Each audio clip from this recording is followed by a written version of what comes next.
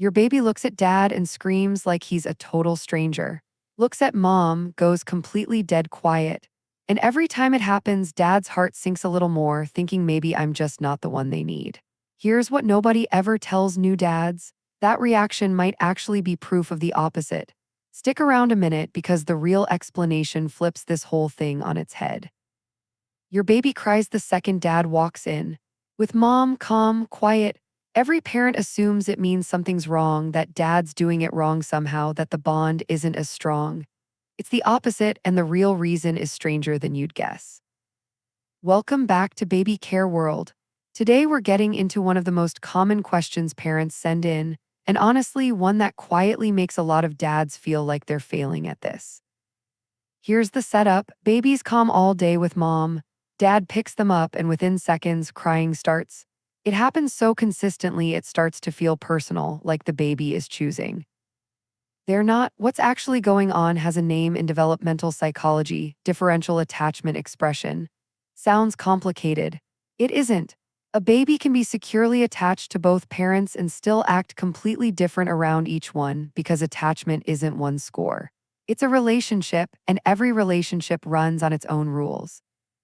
Start with whichever parent is usually the primary caregiver, most often mom, though not always.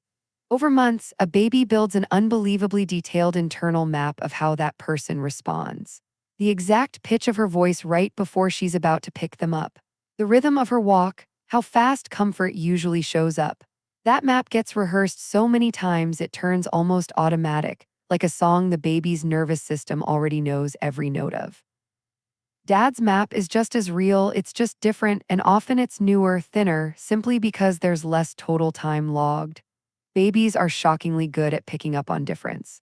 So when dad picks them up, the nervous system clocks it. This voice doesn't move the same way. This walk isn't the one I've memorized, and that unfamiliarity alone can trigger a small stress response. Not because dad's doing anything wrong, because it's different, and different to a baby's radar briefly reads as uncertain. Here's the part that flips this whole idea, though. Researchers who study father-infant bonds have found something genuinely counterintuitive. Babies often cry more with dad specifically because they trust dad completely. Crying isn't always a sign of insecurity. Sometimes it's the opposite. A baby who feels safe enough to fully fall apart, no filtering, no holding back, is often showing you their most secure attachment, not their least. Think about it from the baby's side. With one parent, they might stay more composed, watchful, a little guarded, because on some subconscious level they're less sure how fast comfort will land. With the other, they let everything out immediately, full volume, because some deep part of them already knows this person isn't going anywhere. I can fall apart here and it's fine.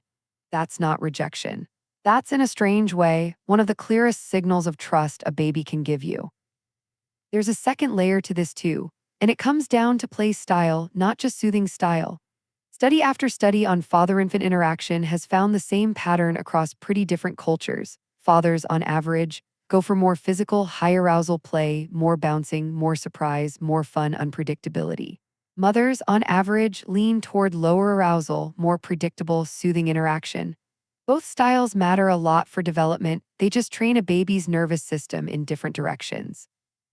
The high arousal style dad brings is actually how babies learn to handle bigger swings in stimulation. More excitement, more surprise, more physical intensity. But learning that skill means the nervous system has to ramp up higher first. So a baby handed to dad might genuinely be gearing their whole system up, bracing for motion, bracing for energy, and that ramp up alone can look like distress in the first few seconds, even when nothing bad is actually happening. So what helps here? 3 things worth knowing. First, timing matters more than people realize. Handoffs during a transition, right after mom puts baby down, right before a nap or feed, are the highest risk moments for a rocky reaction. It's rarely about the parent. It's about catching a nervous system mid-shift. Second, dad doesn't need to copy mom's exact rhythm.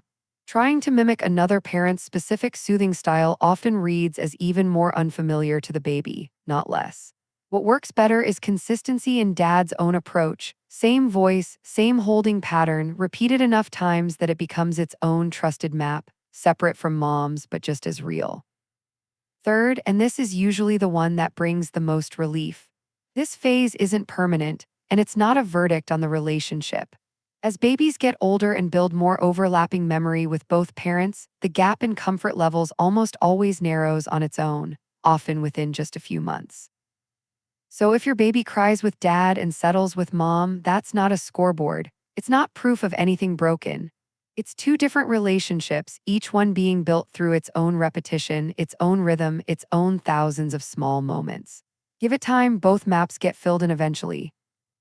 If this changed how you'll think about the next handoff in your house, send it to the dad who needs to hear it isn't personal. And tell me in the comments, does your baby have a clear preference right now? I read every single one. See you in the next video.